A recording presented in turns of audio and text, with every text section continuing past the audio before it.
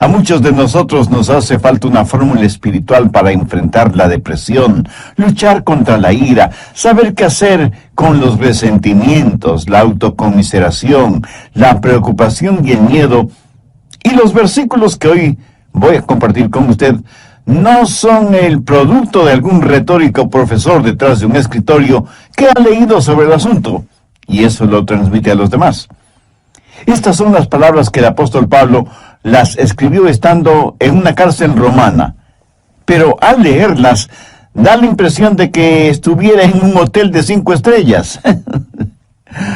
Uno hasta esperaría que él se despidiera diciendo, desearía que estén aquí. Estoy seguro que usted estará pensando, bueno, ¿y eso qué tiene que ver conmigo? Amigo, escúcheme. Hay más de una clase de prisión. Barras metálicas pueden hacer una prisión, pero hay otras cosas que forman prisiones y muchos de ustedes están viviendo en mazmorras de desesperación. Otros están encerrados tras murallas de resistencia y rebeldía. Hay unos cuantos más encadenados a circunstancias adversas con grilletes de miedo. Así que, lo ve, hay más de una clase de prisión. Y lo que Pablo dice aquí es tan increíblemente relevante que no podemos pasarlo por alto. Él sabía que no podía salir de esa cárcel romana y decidió, por así decirlo, remodelar el lugar, no en lo exterior, sino en lo interior. Por eso en Filipenses 4:11 dice, he aprendido a contentarme cualquiera que sea mi situación. Bien, ¿cuáles son esos 5 principios que encontramos en esta porción de las Escrituras?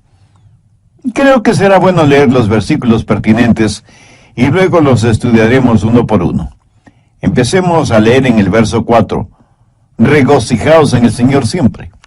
Otra vez digo, regocijaos. Vuestra gentileza sea conocida de todos los hombres. El Señor está cerca. Por nada estéis afanosos, sino sean conocidas vuestras peticiones delante de Dios en toda oración y ruego, con acción de gracias. Y la paz de Dios, que sobrepasa todo entendimiento, guardará vuestros corazones y vuestros pensamientos en Cristo Jesús. Por lo demás, hermanos, todo lo que es verdadero, todo lo honesto, todo lo justo, todo lo puro, todo lo amable, todo lo que es de buen nombre, si hay virtud alguna, si hay algo digno de alabanza, en esto pensad. Lo que aprendisteis y recibisteis y visteis en mí, esto haced. Y el Dios de paz estará con vosotros. Bien, comencemos a estudiar esos 5 pasos. Primer paso, aprenda a regocijarse en la presencia del Señor. Específicamente, veamos los versos 4 y 5. Regocijaos en el Señor siempre. Otra vez digo, regocijaos. Vuestra gentileza sea conocida de todos los hombres. El Señor está cerca. No debemos olvidar el motivo por el cual Pablo estaba preso, por predicar el Evangelio del Señor Jesucristo. Pero en esa cárcel no estaba solo. Sabía que Jesús estaba con él. Por eso dice esas extraordinarias palabras, regocijaos en el Señor siempre, el Señor está cerca. Por favor, note que Pablo no está haciendo referencia a la profetizada segunda venida de Jesucristo a la tierra. Está diciendo que el Señor estaba ahí con él en esa prisión y por eso se regocijaba en el Señor. Y esto es algo extraordinario que todos debemos aprender, sin que importe en dónde estemos, o cuán oscura parezca la noche, o cuán lleno de obstáculos esté el camino, o cuán grande sea el problema. Jesucristo está con nosotros, siempre presente. Jesús mismo dijo, no te desampararé ni te dejaré. Y de lo que es mi experiencia personal, Él nunca ha dejado de cumplir sus promesas. Confiar en el Señor es la única manera de entender esa, de otra manera, ilógica declaración de Pablo, regocijaos en el Señor siempre. Ahora quiero que entienda lo siguiente en forma muy clara. Usted no se regocija en las circunstancias. ¿Cómo puede regocijarse si está en la cárcel y su compañero de celda es un hombre totalmente depravado y el calabozo es frío, húmedo, maloliente, infestado con ratas. No, usted no puede regocijarse en esas circunstancias. Usted se regocija en la realidad de que nada puede separarle del amor de Dios que es en Cristo Jesús. El apóstol Pablo, cuando escribió a los creyentes en Roma, les dijo: ¿quién nos separará del amor de Cristo? ¿Tribulación, o angustia, o persecución, o hambre, o desnudez, o peligro, o espada? Como está escrito: por causa de ti somos muertos todo el tiempo. Somos contados como ovejas de matadero. Antes, en todas estas cosas, somos más que vencedores por medio de aquel que nos amó. Por lo cual estoy seguro que ni la muerte, ni la vida, ni ángeles, ni principados, ni potestades, ni lo presente, ni lo porvenir, ni lo alto, ni lo profundo, ni ninguna otra cosa creada nos podrá separar del amor de Dios que es en Cristo Jesús, Señor nuestro. Nuestro gozo en el Señor debe ser continuo, no esporádico. Por eso Pablo dice: regocijaos en el Señor siempre. Y eso literalmente significa todo el tiempo, cada día, cada semana, cada mes, cada año, cada segundo. Y no debido a las circunstancias, sino a pesar de las circunstancias. No olvide que Pablo escribió estas palabras estando en una prisión. El gozo en el Señor debe ser como un termostato, no como un termómetro. El termómetro registra las condiciones. El termostato regula o controla las condiciones. Se dice que la felicidad está relacionada con el termómetro. Si usted está relativamente bien, se siente feliz. Pero cuando la temperatura sube, se siente infeliz. Su concepto de felicidad es como una montaña rusa, unas veces arriba y otras veces abajo. ¿Por qué? Porque su felicidad depende de las circunstancias. En cambio, el verdadero gozo en el Señor es constante porque Jesucristo no cambia.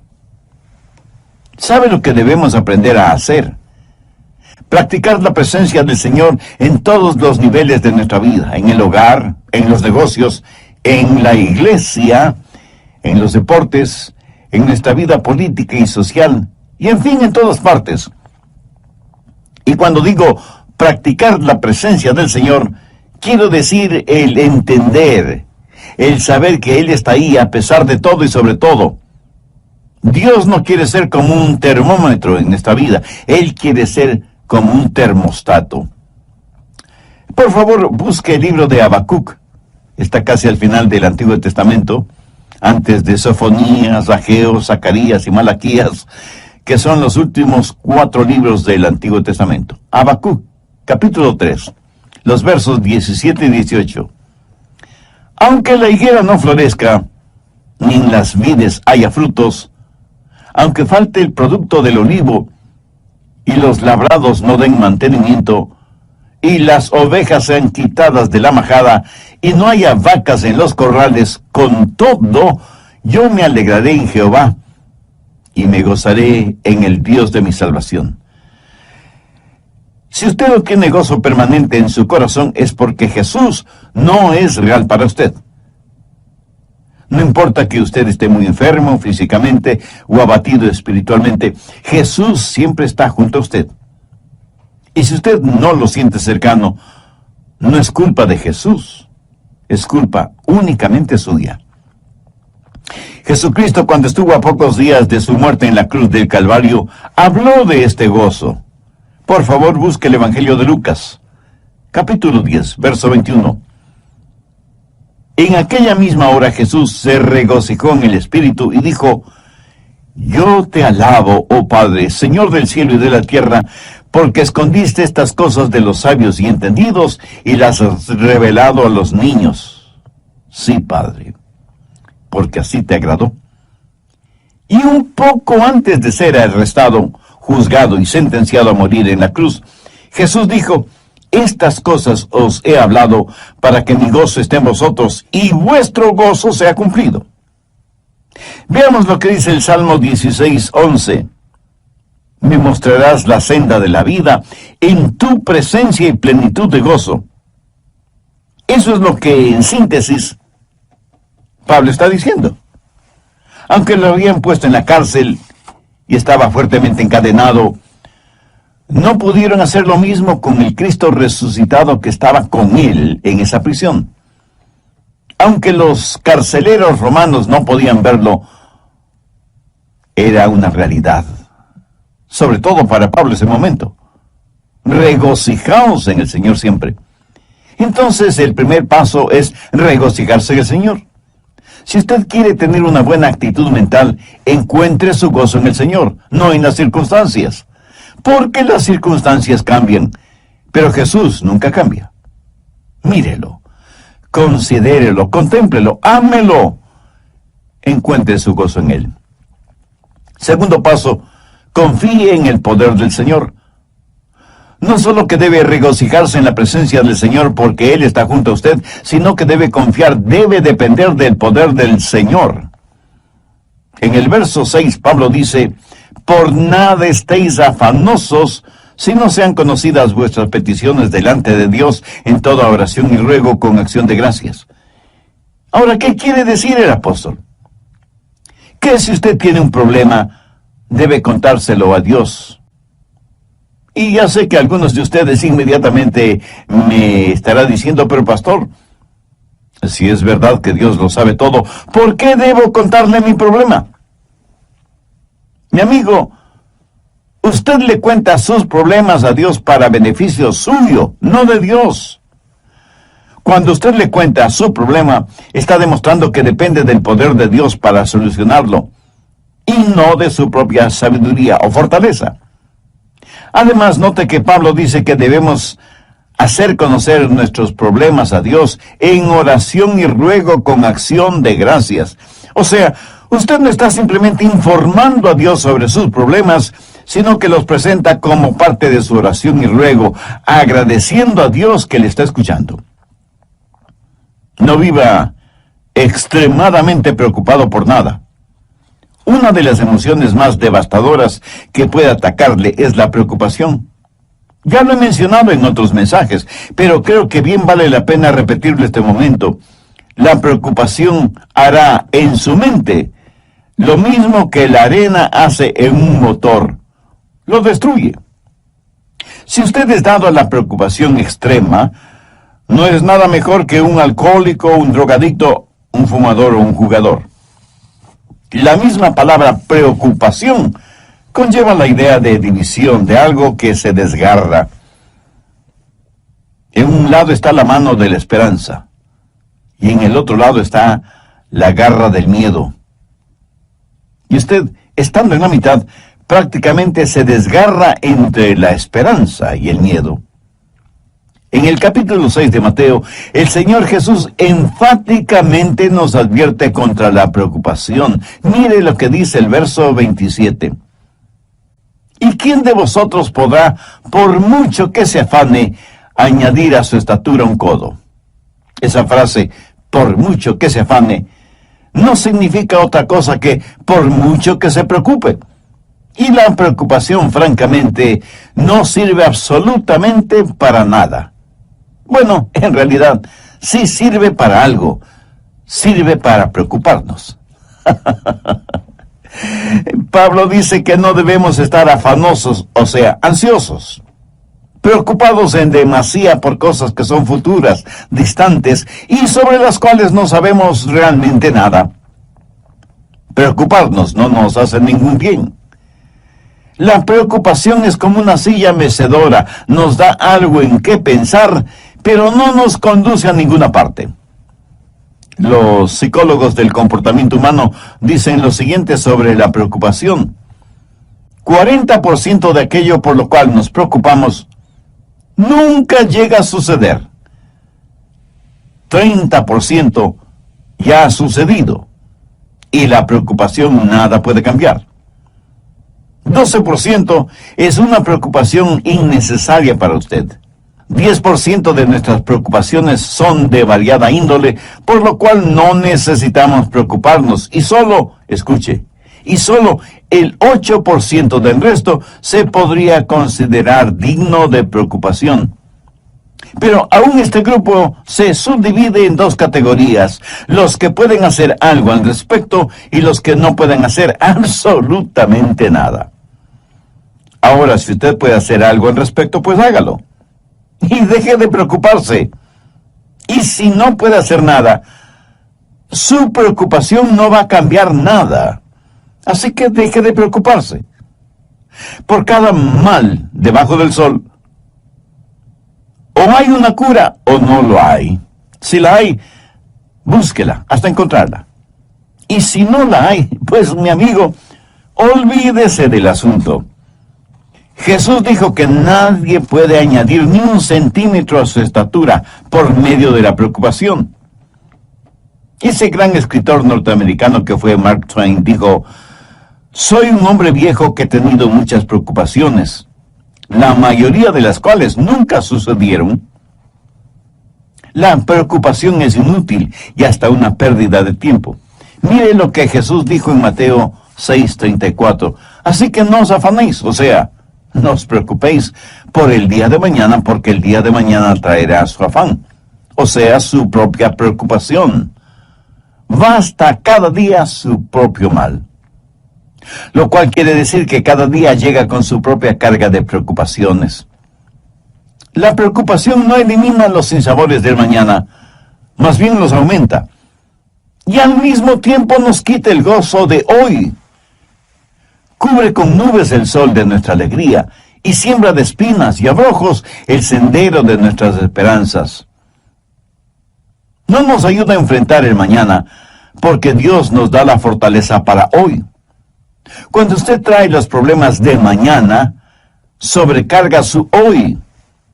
Y cuando usted llega al mañana, usted no está más listo de lo que estuvo hoy. Y la preocupación se vuelve el interés en problemas prestados. Además, usted llega al mañana menos preparado de lo que estuvo hoy y llega sin aliento porque trató de vivir el hoy en la fortaleza del mañana. Y al hacerlo, sobrecargó su hoy con las preocupaciones de su mañana. Y no me pida que lo repita todo eso, porque no podría hacerlo. Jesús dijo que esa manera de actuar era propia de los gentiles. Mire, Lucas 6:32, porque los gentiles buscan todas estas cosas. Cuando usted se preocupa desmedidamente, actúa como un pagano. Y alguien me dirá: pastor, usted me hace sentir peor. Dígame que no debo preocuparme, pero la verdad es que ahora El doctor Adrian Rogers, en la voz del pastor Lenin de Llanón, nos entrega la segunda parte de 5 pasos hacia la salud mental. Desde el programa anterior estamos estudiando en el capítulo 4 de Filipenses 5 pasos hacia la salud mental, poniendo énfasis en primer lugar en la frase paulina: regocijaos en el Señor siempre. Entre otras cosas dije que el gozo en el Señor debe ser como un termostato, no como un termómetro. El termómetro registra las condiciones. El termostato regula o controla las condiciones. Se dice que la felicidad está relacionada con el termómetro. Si usted está relativamente bien, se siente feliz. Pero cuando la temperatura sube, pues se siente infeliz. Su concepto de felicidad es como una montaña rusa, unas veces arriba y otras veces abajo. Su felicidad depende de las circunstancias. En cambio, el verdadero gozo en el Señor es constante, porque Jesucristo no cambia. Bien, vamos a continuar con el material para hoy. Aunque no debemos preocuparnos excesivamente por nada, debemos orar fervientemente por todo. Y no faltará quien esté pensando ahora mismo: Pastor Rogers, ¿qué sabe usted de eso? Seguramente nunca ha tenido problemas ni preocupaciones. Mi amigo, permítame decirle lo siguiente. Si pudiera poner sus problemas en un montón y mis problemas en otro montón, y le diera a escoger qué montón quisiera usted tener, le aseguro que sin ninguna duda usted escogería su propio montón. Espero que me haya entendido. Y permítame decirle algo más. Esto de por nada estéis afanosos si no sean conocidas vuestras peticiones delante de Dios, no lo escribí yo, sino el apóstol Pablo, por inspiración divina. Así que la cura, el remedio para los afanes y preocupaciones, es sencillamente el orar a Dios, que está junto a usted, y que nunca le dejará. Oración que le dará poder, provisión y paz. En una revista encontré el siguiente pequeño artículo y dice: me encontré con Dios en la mañana cuando comenzaba el día, cuando su gloria llegaba hasta mi pecho con la salida del sol. Durante todo el día su presencia estuvo conmigo y juntos navegamos en mares tranquilos y tumultuosos. Otros barcos fueron azotados y barridos por la tormenta, pero los mismos vientos que ellos enfrentaron se transformaron en suave brisa frente a nuestro barco, porque Él estaba conmigo. Y pensé en otras mañanas, con gran remordimiento, cuando aflojé las amarras y me alejé de su presencia. Así que creo que conozco el secreto aprendido en el sendero de los problemas. Hay que buscar a Dios en la mañana, si queremos que Él esté con nosotros durante todo el día. Abre la puerta de cada mañana con oración. Si algo es lo suficientemente grande como para preocuparle a usted, también es lo suficientemente grande delante de Dios y Él le ayudará. Mi amigo, no piense que hay cosas demasiado pequeñas o insignificantes como para dárselas o decírselas a Dios. Ore a Dios por todo y en todo tiempo. Se cuenta de un misionero en África que un día se encontró frente a un voraz león y oró y pidió a Dios que le librara de las garras y fauces de ese león. Y Dios así lo hizo. Esa noche en su casa, él trató de dormir, pero un mosquito lo mantuvo despierto toda la noche. A la mañana siguiente, él tenía profundas ojeras por el hecho de haber estado despierto toda la noche. Ese mismo momento el Espíritu Santo habló a su corazón diciéndole: pediste al Padre que te librara del león, pero pensaste que podías enfrentar al mosquito por ti mismo y perdiste la batalla, ¿verdad? Piénselo. ¿Por qué esto nos sucede a todos? Creemos que necesitamos a Dios para las cosas grandes, pero no para las cosas pequeñas. Esas las podemos manejar nosotros mismos. ¡Qué tremendo error! Por nada estéis afanosos, si no sean conocidas vuestras peticiones delante de Dios en toda oración y ruego con acción de gracias. Algunos dicen: pastor, es que yo no quiero molestar a Dios con cosas insignificantes. Y yo a la vez tengo que preguntarle: ¿y si son insignificantes, por qué se preocupa tanto por ellas? ¿Hay algo que sea demasiado grande o demasiado pequeño para Dios? ¿Sabe cuál es en realidad nuestro mayor problema? El dejar a Dios fuera de nuestros problemas. Tercer paso: medite en la provisión del Señor. Cuando pedimos a Dios que nos ayude, debemos hacerlo con una actitud de agradecimiento. Pablo termina el verso 6 con las siguientes palabras: con acción de gracias. Ahora, si usted le pide más a Dios, pero no le agradece por lo que ya le ha dado, yo no creo que sus oraciones serán contestadas como usted quisiera que le contestaran. ¿Sabía que no hay mayor expresión de fe que la gratitud y que la preocupación es la mayor expresión de ingratitud? Piénselo. La gratitud es la mayor expresión de la fe y la ingratitud es la mayor expresión de la ingratitud, de la preocupación, de la incredulidad. Por lo tanto, rehúse el preocuparse innecesariamente. Deje sus problemas en manos de Dios y agradezcale a Dios por lo que ya ha hecho y por lo que hará por usted. ¿Por qué Pablo nos anima, nos pide, nos exhorta a tener un espíritu de gratitud, siendo que él mismo está preso y encadenado en una inmunda prisión romana? Pues debido a las bendiciones que había recibido, a veces tenemos que saber enfocar las cosas. A veces nos encerramos en nuestra autocompasión y fracasamos en ver las bendiciones de Dios. No reciba las cosas como que las mereciera, sino con profunda gratitud. Busque el Salmo 68, 19. Bendito el Señor. Cada día nos colma de beneficios el Dios de nuestra salvación.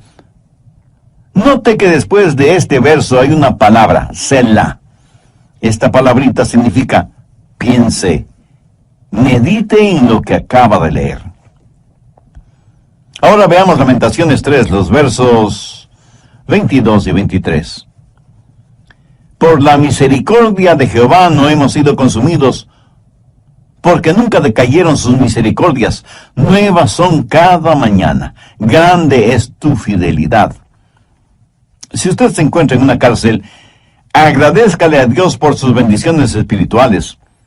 Si goza de libertad física, agradézcale a Dios por sus bendiciones espirituales. En todo tiempo y en toda ocasión, agradézcale a Dios por las bendiciones visibles, así como por las bendiciones invisibles. Permítame compartir con usted lo que hasta ahora he aprendido en este mini peregrinar en esta tierra. Las personas ingratas son, por lo general, personas infelices. O sea, no saben lo que es la alegría, la felicidad. Algunas personas, en vez de ser humildemente gratas, son altivamente ingratas. Y creo que todos conocemos a personas así. Son personas llenas de amargura, temores, negativismo, egoísmo y autocompasión. Amigo, regocíjese en la presencia del Señor, confíe en su poder, medite en las provisiones de Dios. Cuarto paso, descanse en la paz del Señor. Veamos Filipenses 4:7. Y la paz de Dios, que sobrepasa todo entendimiento, guardará vuestros corazones y vuestros pensamientos en Cristo Jesús. La paz de Dios está ahí para guardarle y para protegerle. Cuando Pablo estuvo en la cárcel, lo más probable es que estuvo custodiado por soldados romanos día y noche. Después de todo, Pablo era un prisionero importante. Y el apóstol, mirando a esos soldados romanos, se dijo: yo tengo algo mejor que me protege. Tengo la paz de Dios. Él tenía el gozo mismo de Dios, protegiéndole, guardándole, aún dentro de esa lóbrega celda. Él sentía la presencia de Cristo en él, en esa prisión. ¿Qué clase de paz es la que tuvo Pablo? La paz de Dios. Y esta no es una paz provista por las circunstancias. Las circunstancias que ese momento rodeaban a Pablo podían ser cualquier cosa menos portadoras de paz. La paz de Dios no es la eliminación de los problemas en la vida, sino el aumento del poder para entender esos problemas. Usted no mantiene esa clase de paz. Esa paz lo mantiene usted. La paz de Dios está muy por encima de lo que podemos entender. No está encerrada en una botella de licor, ni en una hipodérmica con droga. Un doctor no se la puede recetar. Un psicólogo no se la puede proporcionar. Un amigo no se la puede brindar. Lo académico no se la puede enseñar. La religión no se la puede otorgar y ninguna ley se la puede dar. Usted la obtiene directamente de Dios. El Señor Jesús dijo: la paz os dejo, mi paz os doy. Yo no os la doy como el mundo la da. No se turbe vuestro corazón ni tenga miedo. Mi amigo, esa es nuestra herencia. La paz que el mundo no puede dar es la paz que el mundo no nos puede quitar. Encuentre su paz en Jesús.